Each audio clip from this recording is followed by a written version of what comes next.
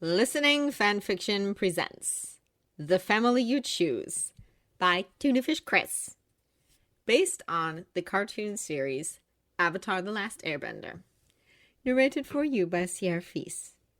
Chapter 1. Zuko. Zuko first realizes that something's wrong when he's 5. Most people around him have really cool, colorful markings. Usually they're hidden, but sometimes they're in a spot that's hard to hide with clothing. One of his servants has 2 unique, colorful marks on the back of each hand. A guard has 3 on her upper arm. His mother has 1 on the back of her neck. Zuko doesn't have marks. He just has a weird wrinkled area on the left side of his belly. "Mommy?" he asks when they're playing with the turtle ducks in the garden. "Why don't I have any marks?" Ursa sucks in a breath. She furtively looks around, making sure no one is listening. She whispers, "You did have them, sweetheart. They're your soulmarks, but your father and the Fire Lord thought that they were bad for you, so they got rid of them." Oh. Zuko looks down. He knows by now that both his father and grandfather are always right, and he shouldn't ever argue with either. It's a shame, though. He likes the pretty colors. "What do they mean?" he asks. "It means you have a soul family. The most important people in your life you're ever going to meet," she whispers in his ear. "Don't tell anyone, but I peeked. You have 5 of them. I'll help you find them one day." Zuko giggles. He loves keeping secrets with his mother.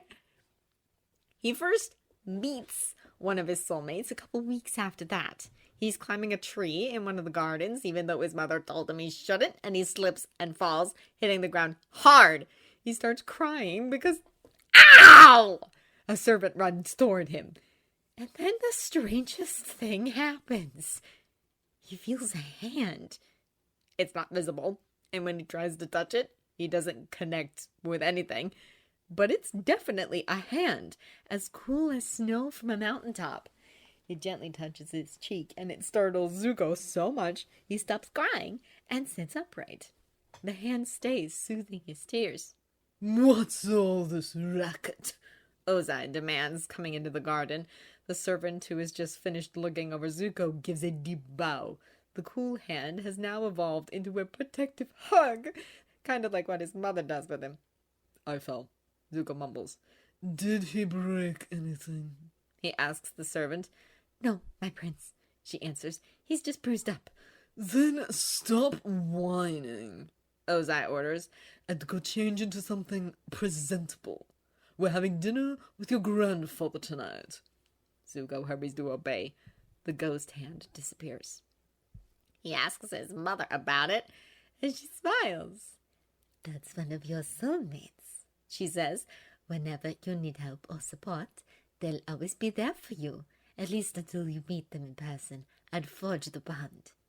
He learns later that forging the bond means a quick blood swap, usually through the palms. Both soulmates nick their palms and press them together. Most do this multiple times. Why more than once? Well, he learns even later that soul bonding is a bit like time travel. When you create a soul bond with someone, you go to, as Ursa said, whenever in time, in the past, they need a soulmate's help or support. Except the only thing you can touch is your soulmate and nothing else. Basically, soulmates are like time-traveling ghosts. Zuko reads as much about soulmates as he can before Ozai finds out and puts a stop to it. "Soulmates make you weak," he snarls. Zuko disagrees. His soulmates make him feel strong. Azula starts firebending a year before Zuko. Of course he gets jealous, but at the same time, "Look, Zuko!" she says. And for the first time, beautiful golden fire springs from her chubby 4-year-old hands. "I can firebend!" And Zuko's reaction? He grins and cheers. Awesome. He's honestly not sure where it went wrong after that between him and Azula. He'll gladly admit that he's not the best brother. He gets angry and jealous, lashes out at everyone and anyone nearby. But he also protects, teaches, and lets himself be bossed around by people who were younger than him and don't want to kill him. The fault, as always, probably lies with Ozai. As soon as Azula started firebending, he immediately began favoring her, poisoning her against the world and her family. But it's one of Zuko's first and fondest memories. Her so excited to realize she's bending, and him, though not yet a bender, wholeheartedly encouraging it. It makes him wonder if Ozai had been a better father, or just hadn't been around, what the two of them would be like today. And then he meets Katara and Sokka and thinks, that's it. Over the years, Zuko interacts a lot with his soulmates, and he names each of them to keep them all straight. The first is Snowflake, the one with the cold hands. And Zuko doesn't know how he knows it's a she, but he does, is always there when he's hurt or sick, helping bring his temperature down better than any wet rag. She's also there when he's emotionally hurt. When Ozai tells him, "Your sister was born lucky. You were lucky to be born." Snowflake is gripping his shoulder so tight he's pretty sure it's frozen. It's okay though. It distracts from the pain in his chest caused by his father's words. Then there's Feather, so named because his touch is feather-light. He's always there when Zuko needs to play. Sure, there's May and Ty Lee, and he likes them, especially May. But they're Azula's friends, first and foremost, and as the years go by, Azula just gets worse and worse. Feather is there to point him to a group of musicians, or a cute animal, or a nifty knick-knack his mom might like. Ozai is never there when Zuko successfully completes a kata or passes his classes, because he doesn't do it as perfectly as Azula. But Zuko's soulmate brother is there. He ruffles Zuko's hair, puts his arm around his shoulders, and sometimes flicks his ears when Zuko's being an idiot. Everything Zuko imagines an older brother would do for him. Punchy is less of a friendly hand and more of an encouraging fist. She usually only appears when he's down or failed. Whenever he thinks of just giving up, he'll feel a punch in the arm or a harsh tug on his shoulder, like someone's trying to get him to stand up by chucking a rock at him. So he does, and when he finally gets it right, there will be a gentler, celebratory punch on his arm. Guard shows up whenever Zuko's in danger. She first appears when Zuko is 6 on an Ember Island beach with his family. He's chasing crabs as the waters temporarily recede, and then he feels a hard push at his back like someone wants him to run! He does, but not fast enough.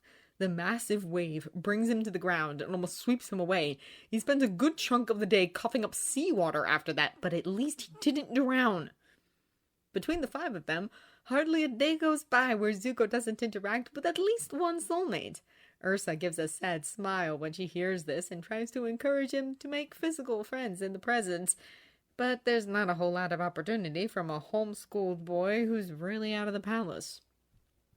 Cousin Luten is everything Zuko wants to be when he grows up. He's a brave, strong soldier who goes out to fight earthbenders. Someday, he'll even be Fire Lord. They wrestle a lot, and Zuko shows him the firebending forms he's working on. Nice, Luten says. Your stance is a little off. He gently corrects his form. Later, Zuko will realize that he learns a lot better under Luten, and later Iroh's gentle training rather than the near abuse of his usual teachers that Ozai appointed. They have a habit of giving slaps and burns to their students when they screw up. Snowflake and Feather always try to help, but there's not much they can do about the steadily increasing sense of failure and unworthiness that crushes his chest after every training session. He's 8 when Luten leaves for Ba Sing Se with Iroh. Zuko hugs him goodbye. Be careful. Luten chuckles, patting his head. Don't you worry about me, little cousin, and I'll make sure Dad sends you some good souvenirs. He never sees his cousin again. About a year after Iroh and Luten leave, Zuko picks up a dangerous habit, as Ursa puts it. He calls it a fun game. It's called jumping off of tall shit onto other tall shit. Zuko blames a combination of Ty Lee, Feather, and Brother. Ty Lee is constantly teaching them new ways to break their necks. Feather pulls his attention to excellent jumping points, and Brother rewards the behavior with hair ruffles and shoulder hugs. He'll take his mother's scolding for that any day of the week. Then Azula decides to join him on an excursion to the roof of their beach house on Ember Island, and really, he should not have turned his back on her. Not for a minute! Guard doesn't even have time to warn him before Azula pushes him off the edge! While physicians are working on Zuko's sprained ankle, Azula tearfully explains that Zuko simply fell. It's not the first time she's lied, but it's the first time everyone unanimously believes her over him. "You're soaking wet," Ursa says as he storms away from the fountain of giggling girls. "Girls are crazy!" he shouts. Brother gives him a sympathizing pat on the back. Lieutenant is dead. Iroh calls off the siege of Ba Sing Se. Zuko cries himself to sleep that night. The family of four kneels before Fire Lord Azulan. Azula shows off her advanced bending technique. Zuko tries to one-up her, but fails. Ursa tries to comfort him, but can't stop the weight of not good enough, not good enough, not good enough from getting that much heavier. A furious Azulan orders them out of the throne room, but Ozai stays. Azula suckers Zuko into eavesdropping with her. Ozai thinks that Iroh's new lack of heirs means he should be named Crown Prince. This makes the frustrated Azulan even angrier, and Zuko flees. "Dad's gonna kill you!" Azula cheers. "Really? He is." He still hears it even after Ursa drags her away, and he tries to drown it out with, "Azula always lies. Azula always lies." They can't actually defend him, but the weight of his soulmates, all 5 of them, huddled around him on the bed is what eventually gets him to sleep. Looking back, Zuko doesn't think Azulan ever expected Ozai to go through with it. Even if the man burned his baby grandson to get rid of the soulmarks, that doesn't mean he wanted him dead. That the whole kill your eldest child thing was just him trying to prove a point. Parents whose children are dead or in danger are put in a terrible position and should not have their birthrights stolen from them. He probably didn't think Ozai would hate Zuko enough to actually consider it. At least Zuko likes to think that way about his grandfather. Ursa disappears. No matter how much Zuko asks, begs, or shouts, everyone pretends she never existed. Azulan dies. Ozai is crowned Fire Lord. Zuko finds himself in a position he'd never thought he'd be in. The next crown prince and heir apparent. All his life he's been told he didn't matter, and not just by Ozai. Everyone knew that once Azulan died, the throne would pass to Iroh, then his son Luten, then his children. Zuko was never supposed to factor into the picture. But with Luten dead and Iroh disgraced, Zuko is now one of the most important people in the Fire Nation.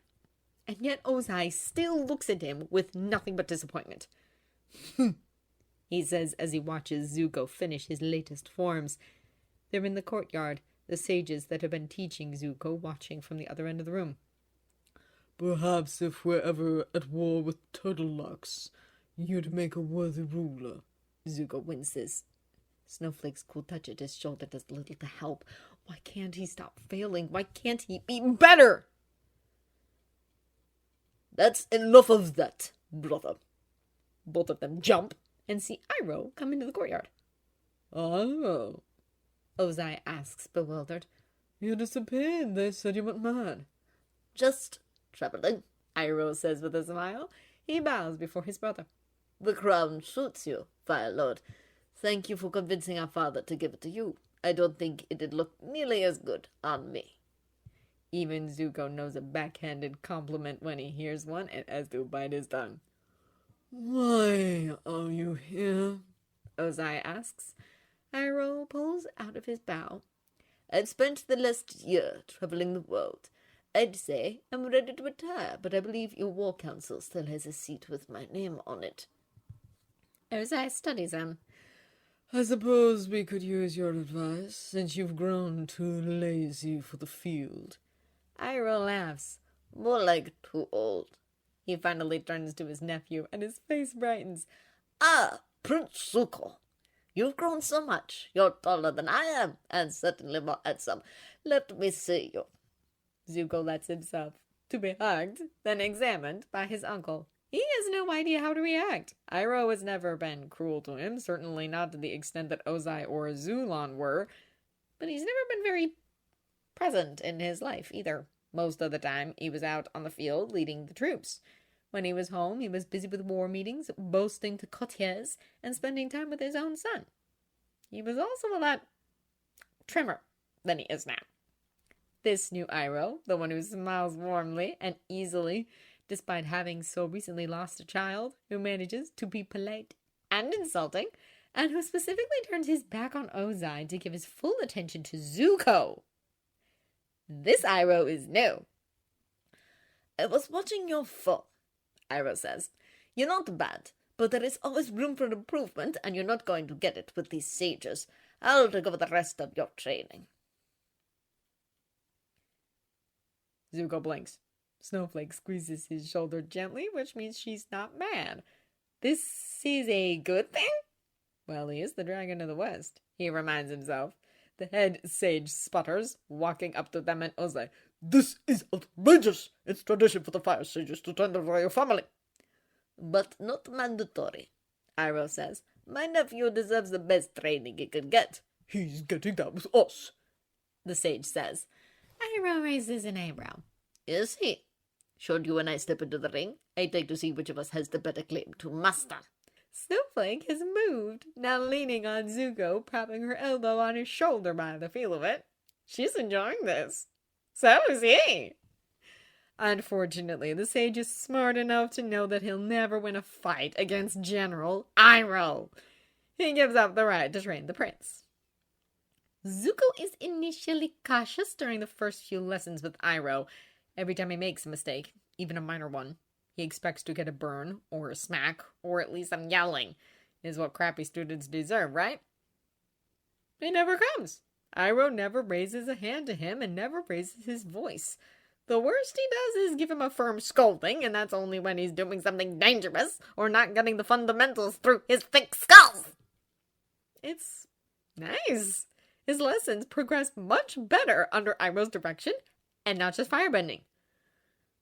You want me to learn a fighting style other than bending? Zuko asks, incredulous. Why? What's your favorite food, Prince Zuko? Iroh asks. I should know this, but I'm sad to say I do not. Spicy noodles with shrimp. What would happen if you had spicy noodles with shrimp every day for every meal? I'd get sick of it. You would get sick, period. Iroh says. The body is not meant to ingest only one thing, and neither is the mind. We have to expand your horizons. Skills you learn in one area can be surprisingly useful in other areas as well. Zuko hesitates. Well, I've always kind of liked swords. Iroh smiles. I know just the place. Iroh trains with the Dao swords under Master Piandao. Ozai disapproves and Azula scoffs, but he clings to this. It's the one thing that he excels at that Azula does not. And Brother is there almost every day, too. When he's 13, Zuko talks his way into a war meeting. That makes it sound like he lied, but he meant every word. He wants to become a good Fire Lord, so he needs to know this stuff. What happens if Ozai keels over of a heart attack tomorrow? So he gets in, under the condition that he not speak. Yeah, nothing in Zuko's life is ever that easy. He doesn't need the prompting of his soulmates. He's not even sure who it is that's prodding him. He's so angry to speak out against the general. How dare he?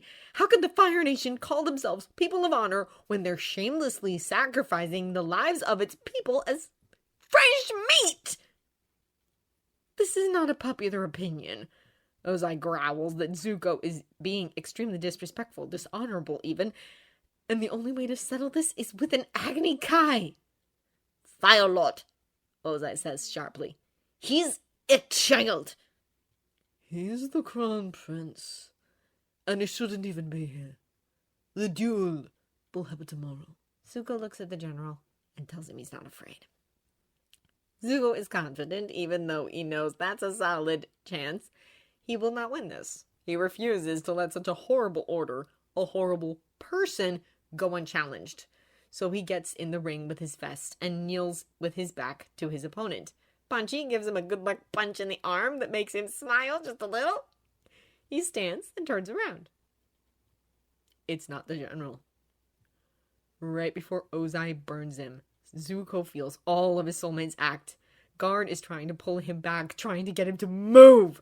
Punchy is trying to get him to stand and defend himself. Brother, Snowflake, and Feather trying to protect his face. It's all futile. They can't protect anything, and Zuko was rooted to the spot. He appreciates the effort, though. In the infirmary, Snowflake becomes his favorite soulmate by letting him use her as a big ice pack. As soon as he meets her, he's getting her a box of candy and flowers. Girls like candy and flowers, right? Just for this. He can't stay long, though. He has 3 days to get a ship and a crew and leave the Fire Nation. And since nobody wants to work with a dishonored, disfigured boy, he needs to get to work. Lucky for him, he has Iroh. 2.5 years. He spends 2.5 years at sea, first searching the air nomad temples, then the poles, then the Earth Kingdom. He trains with both fire and sword. He yells at his uncle, his crew, at innocent civilians. He focuses on nothing but his rage and his burning desire to regain his honor and go back home. Despite the harsh treatment, Iroh never leaves him. Neither do his soulmates. Feather is always trying to cheer him up, even just a little. He'll poke Zuko's nose until he looks out the window and sees falling snow for the first time in his life. He'll draw his attention to the dolphin sharks that follow his ship. He'll get Zuko to pause in front of a shop that has cute knickknacks. It rarely works, but even on his worst days, Zuko finds himself softening just a little when it happens. Snowflake is always there when Zuko gets hurt. It doesn't happen very often as he gets better at defending himself and ignoring the hateful sneers. But when he does take a hit or a cruel word finds its way under his armor, her cool presence is always welcome. Brother is absolutely invaluable when it comes to strategy. Not every time, but sometimes Zuko will feel him trying to push or pull his hand across various maps until he's settled on a specific place that he wouldn't have initially thought of. These places rarely have news of the Avatar, but they do have deep ports for his ship, cheap supplies, and a relatively friendly attitude toward Fire Nation princes. Punchy moves from hitting him when he needs to get up, he does that on his own now, to hitting him when she thinks he's being an idiot, which is apparently every time he 1. Yells at Iroh, 2. Yells at the crew, 3. Yells at anyone who isn't a jerk. Really? She's right, of course, but he'll never admit it. Guard is always watching his back. It doesn't matter who he's fighting or what danger he's in. She will do everything in her power to alert him. From the thugs who tried to rob him on the street, to mutinous crew members who think the best way for them to go home is to just get rid of their captain, to Earth Kingdom soldiers trying to ambush him. He can usually spot the danger himself, but just the fact that she's there and invested in him being alive helps. Zuko knows that they are most likely in the Fire Nation. Soulmates rarely cross national lines, so he needs to capture the Avatar as soon as possible so he can find them. Later, he'll realize that soulmates probably don't cross national lines so much anymore simply because people don't cross those lines anymore. And that needs to change. One day, he's pondering his maps when he feels Brother's hand over his own. Zuko closes his eyes and lets his soulmate pick their next destination. When the touch is gone, he opens his eyes and raises his eyebrow. It's not a port or city. It's the South Pole. And just like that, it all changes again in an instant. When the Avatar tricks them and escapes the ship, some of the crew want to go back to the Water Tribe village and burn it to the ground. You know the rules! Lieutenant G argues. He comes with us or the village burns. He needs to pay the debt. Iroh says nothing, just watches Zuko and lets him decide. And Zuko, unlike most of his other decisions, actually takes a moment to think about it, because he knows several people, Zhao, Azula, his father, who wouldn't hesitate. They'd leave nothing but ash and bones in the snow. But there are 2 things holding him back. The first is sheer practicality. Their ship is badly damaged. They need to chase the Avatar. The Avatar flew away from the village. They can't risk losing his tail just to quench a grudge. Secondly, There are no warriors in that village, Zuko says, thinking about that stupid boy who barely counts as a fighter and ran off with the Avatar. No soldiers. Only old people, mothers, and children half my age. Where is the honor in slaughtering them because a child didn't keep his promise? Lieutenant G sputters. He broke his word! His lack of honor doesn't excuse yours. Zuko snaps. He marches to his chambers. We follow the bison. End of discussion. He sees Iroh smiling at him and feels an approving punch, different from the "you're being an idiot" punch from his soulmate. But the real shocker comes when he was alone in his chambers. He takes one step and runs into a wall of soulmates. At first, Zuko is very confused. He has no idea what's going on or even how many are with him right now, but after a minute, he figures it out. It's Snowflake. He'd recognize that oasis-like coolness anywhere, and given the calluses on the hands, brother. And they're hugging him. He has no idea why. Maybe they're glad he finally has a solid lead, or that he's not dead, or they recognize a bad day when they see one. Either way, he closes his eyes and just lets himself enjoy it for a moment. The next few months are a whirlwind that turns Zuko's life upside down several times over, but what most sticks out is this. Every time Zuko fights the Avatar and his friends, he does it from a sense of duty. That he has to do this for his nation, for his honor, for his soulmates. But every time he fights with them, it feels oddly right.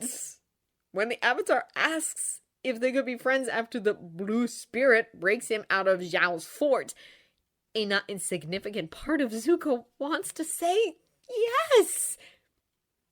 That terrifies him. And by now he's an expert at channeling his fear into fury and fire. Later, when they're all there fighting Azula in the ghost town and Iroh takes a bolt of fire to the chest, he wants to say yes again. The waterbender can help, and while they're his enemies, by now he knows they're honorable enough to mean it when they say they want to help. He bends fire at them to chase them away.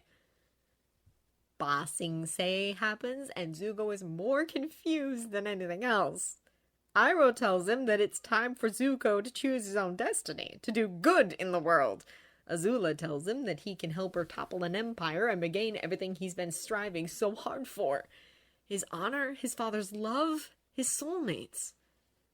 But oddly enough, his soulmates don't assist him in that decision. They've been with him every step of the way. Every fight, every injury, every roadblock, at least one of them is there, watching his back, soothing his wounds, giving him some sort of guidance. But in the catacombs of Ba Sing Se, they are eerily silent. He picks Azula and the Avatar falls. Later, he'll remember that soulmates only appear when destiny deems that he needs them. But sometimes he needs to make decisions on his own. That night, Zuko's side aches and burns. He dismisses it as a muscle cramp or minor injury from the fight. Later, he'll learn that it's not unlike the pain of someone's soulmate getting perilously close to death. He has his honor, he has his girlfriend, he has his father's love, and even his sister's approval. So why isn't he happy? His soulmates appear from time to time, but it's not like before. There's little to nothing that they can do. He tries to talk to Iroh about it, but the man says nothing behind the iron bars. He considers telling May, but she doesn't have soulmates and wouldn't understand. He knows the Avatar is alive. One of the best waterbenders in the world has a vial of spirit water and quite possibly soul bonded with and or dating him. Yeah, he's not dead. Injured and recovering, sure, but not dead. And thanks to Azula, if anyone else ever finds out about that, it's all on Zuko. Everything that he's worked so hard for will vanish in an instant. So Zuko does the only thing he can do and hires an assassin. It leaves him with a bad taste in his mouth and a sore arm for a punch he's hit. When Iroh tells him about his link to Roku, Zuko takes that information and ignores it the way he's been ignoring everything else. The fate of the Avatar and his friends, the fact that the national rhetoric and propaganda he took as truth so obviously clashes with what he experienced abroad, the growing sea of guilt and hate and anger turning in his stomach. This for the most part, works. Right up until the war meeting. Lord Sozin used the comet to wipe out the nomads, Ozai says. I will use it to wipe out the entire Earth Kingdom, and I will rule everything. The generals cheer. Azula smirks. Zuko wants to throw up. His soulmates are at his back, some of them nudging him forward, urging him to speak up. He doesn't. He studies the massive portrait of Ozai in the hall, May hanging on his arm, and he realizes two things. His father is a monster, and he has sacrificed everything, his identity, his uncle, his honor, in the name of that monster. Assisting the Avatar's invasion would seem like the easiest way to end all of this, except Zuko can't. Too much has already gone into preparations. If he tries to change anything, they'll get suspicious of him and lock it down. So he has to let the eclipse go as planned and hope that the Avatar and his friends, once again, slip out of the jaws of death. So instead, Zuko spends the morning of the eclipse preparing. He writes a breakup letter to May, discards his crown and armor, and packs his swords and some food. As the sun goes dark, he heads for the bunker. He stands in front of the door that separates him from his father, waiting for the eclipse to officially start. Snowflake is gripping his left hand to the point that his palm is frozen. Feather is holding his right, jittery fingers tapping against him. Punchy is squeezing his forearm, Brother's hand is on his shoulder, and Guards is on his back. I'm ready to face you now, he says and walks through the door. He feels like 20 pounds has been lifted from his chest as he walks away from Ozai, even as the man calls him a coward. And then, don't you want to know what happened to your mother? Zuko stops. Guard, Punchy, and Feather are all trying to push him out the door, and he knows exactly what Ozai's doing. He turns around anyway. What happened that night? His mother is alive. Iroh broke himself out of jail. The Avatar and his friends are heading for the Western Air Temple. Zuko steals a war balloon and chases after them. It probably says something about Zuko that his fuck you to his abusive father is much easier than trying to convince the Avatar's group that no, he's really not trying to kill them this time. Predictably, it does not go over well. This would have been so much easier with Iroh. It gets worse before it gets better. He accidentally burns his only supporter's feet. When he screams at the sky after she leaves, Punchy gives him a sympathetic pat. Early the next morning, Zuko gives serious consideration to leaving. That's what they want, and so far all he's ever done is bring more harm than good. Maybe that's the only way to make this right. But he can't, because this is his mess to clean up, and it's his nation that's going to destroy the world. He needs to fix this! So he resolves to just stay at arm's length until they decide he's not a threat. His soulmates have other ideas.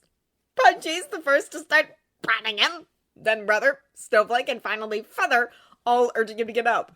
What? He snaps. They push harder. Fine, I'm up. He gets to his feet. Now what, you idiots? They prod him forward. Zuko sighs, but he closes his eyes so it's easier to follow their lead and starts walking. A more cautious man would at least crack open an eye for stray roots or rocks, but Zuko trusts his soulmates more than anyone else. He realizes where they're going and opens his eyes. Really? Back here? He asks, looking at the upside-down temple. Right, because this went over so well. He sees the glint of metal, the bald head, the very distinctive tattoos. Zuko runs! Lesson learned! Whenever you want to get a group to go from, we want to murder you, to, we'll tolerate you until you give us an explicit reason to murder you. Just save them from the assassin you hired to kill them and take a dive off a cliff. Whatever, Zuko never asks for luck, he just wants results. He'll take their overly cautious attitude, midnight threats, and cold shoulders with a smile. He honestly wasn't expecting anything better. Now if only he could actually firebend! Zuko's mini adventure with Aang to the Sun Warriors really drives home how young the kid is. When he was chasing them, it didn't really click that the Avatar was only 12. He just saw his prey, a dangerous bender who grew more and more powerful every day.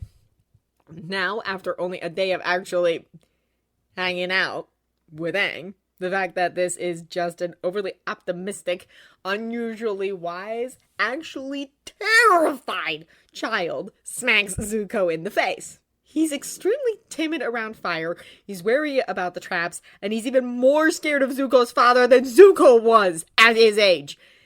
And he has to save the world in 2 months. On the flip side, the first time Aang manages to firebend on his own without burning anybody, his face is one of pure joy and wonder. Zuko will remember that face for the rest of his life. The whole thing boils down to Zuko vowing to himself to protect Aang with his dying breath. Protect Aang, in Zuko speak, translates to grill him with all the training. Toph at least greatly approves. As the week creeps by, Zuko finds himself gradually becoming accepted into the group. He does chores with Tao, Haru, and the Duke. He trains Aang. He asks Sokka why Aang and Katara aren't dating because he thought they were in at it from day one. And Sokka shouts, "Exactly! If I have to watch them make go-go eyes at each other after the war, I'm locking them in a closet together." He gives Toph piggyback rides until her feet heal, and even after they heal, because she's a jerk like that, Katara grudgingly accepts his tea with her dinner. And he starts having dinner with the group rather than alone in his room. He still sleeps separate from them. Part of it is because while he's definitely connected with Aang and probably Toph, he's still very much an outsider. They're still awkward around him, sometimes even tense, like they're waiting for him to attack. Which is ridiculous because even when he was actively chasing them, he was never smart enough to come up with a plan this good. The other reason is the nightmares. He used to get them during his exile all the time, and then they tapered off. Now they're back. Sometimes it's the old ones. Ozai burning him, his mother crying for help, but he can never find her, drowning in darkness while Azula laughs. And sometimes they're new. Ozai burning Aang features prominently. Uncle Iroh getting hurt or worse and blaming Zuko. The world burning. He usually doesn't wake up screaming, but it does happen. Better to just stay away and save that mess of a conversation for later. But he still has dinner with the group. And it's during one such meal that the subject of soulmarks comes up. Zuko's soulmates haven't appeared in a long time. Not since they pointed him in the direction of the assassin. He's a little disturbed by it. He can't remember a time he's gone so long without interacting with at least one of them. But at the same time, he doesn't really need them right now. He's busy with Aang and the rest of the team, and for the first time in a long time, he knows exactly what his purpose is and how to fulfill it. Also, he really doesn't want to explain to his soulmates what a horrible asshole he was until he's had some time to make up for it. Sokka's in the middle of a joke when he suddenly stops talking and looks down at his hand. Zuko frowns. "Sokka?" He doesn't answer and starts unraveling the wrapping around his arm and glove. "I don't feel anything," Toph says. "Me neither," Aang adds. Katara smiles at her brother who's ignoring them. "You probably just have a cramp from sparring today." I know, but... Sokka's glove finally comes off, revealing a line of soul marks that starts at the base of his thumb and goes to the inside of his elbow. As Zuko's sitting right next to him, he has a prime seat, but looks away. Those are private. Sokka studies one of the marks and breathes a sigh of relief. At everyone else's confused looks, Katara explains, "One of our soulmates is missing." "Our?" Zuko echoes. "Twinkletoes, Sweetness, the Idiot, and I are all soulmates," Toph explains, ignoring Sokka's protests at his nickname. "We also have Suki, that's the girl who's missing, and a sixth person we haven't met yet." Zuko hums into his bowl of noodles. He's completely unsurprised that the four of them, plus two others apparently, are soulmates, considering how close they are and all they've been through. Well, maybe the fact that Katara and Sokka are. Siblings are rarely matched simply because they're already so close, so destiny rarely has to get involved to keep them together. "I have 3, the Duke says, rolling up his sleeve to reveal them. He points to one shaped like a log. "That's Pipsqueak. I don't know who the other 2 are." "I have 4, but they're on my legs." Teo says, looking down at his wrapped limbs. None for me, Haru says with a shrug. They all look at Zuko. Maybe it's just his imagination, but Sokka, Aang, and Toph look like they're all holding their breath. 5, he says, hoping to leave it at that. Aang leans forward. Can you show us? No. Why not? Katara challenges. He sighs and lifts up his shirt, revealing the old scar. Because my grandfather burned them off when I was born. Everyone either bails or looks vaguely ill. Zuko tries not to scream. He's been half naked in front of a ship full of people, and he's never felt this exposed. Perhaps this is a strange question? Sokka asks. But why? Him, my father, and Azula don't have soulmates, he explains, dropping his shirt. They think soul bonds make you weak, and the best thing to do is just avoid them altogether. So you have no idea what your marks look like? Zuko shook his head. Right after it happened, my mom tried to draw them so she could show me later and help me find them, but my father found them and destroyed them. So it's possible that you have met your soulmates already and just don't know it? Sokka asks. Zuko flinches. I sincerely hope not. Why not? Toph asks. Gee, I don't know. Maybe because I've been a total master for most of my life, and I really, really don't want that to be how my soulmates think of me. He looks at Katara. If we'd had another minute in the catacombs, I would have asked you to heal that scar instead of the one on my face. Then I'd say we did your soulmates a favor, she says. Toph whistles. Low bar, sugar queen, even for you. Oh, come on. How do we know he's not lying? Toph says. And I've felt them, Zuko says. All of them. So I definitely meet them at some point. I just haven't met them yet. Hold on, Sokka says. I have a theory.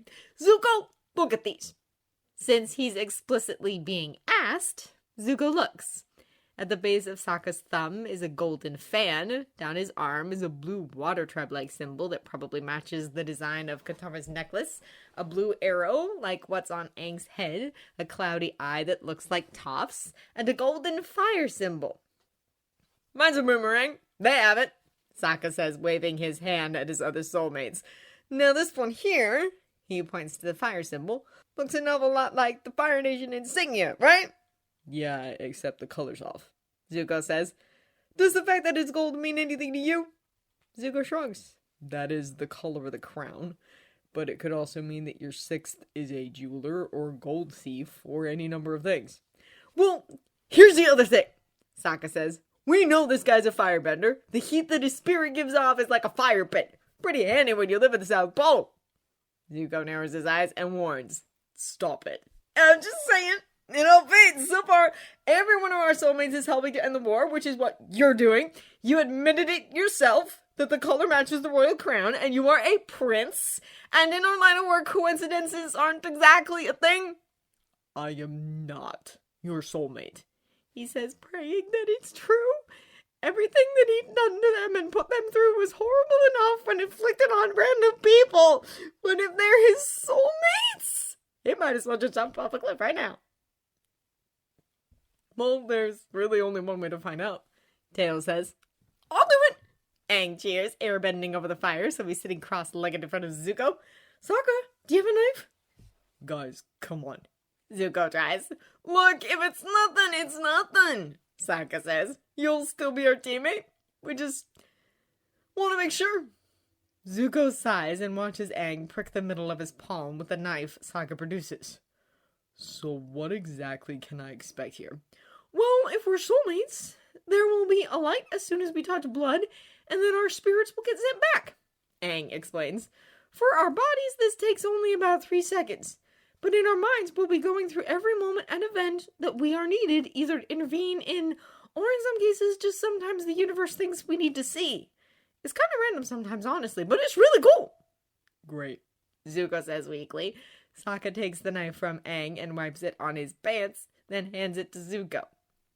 He takes it and pricks his palm, but hesitates. Look, Aang, he says, are you sure you want to do this? Because if we are truly soulmates, then what you're about to see, it's not going to be pretty. And there are a lot of things I've been through that I would really, really rather you not be a part of. Aang's exuberant smile slides off his face. He scoots closer. Honestly, Zuko, I've never thought your life was entirely pleasant. But that just means that if we are soulmates, then you're really going to need us to get through it. Right? Zuko feels himself choke up.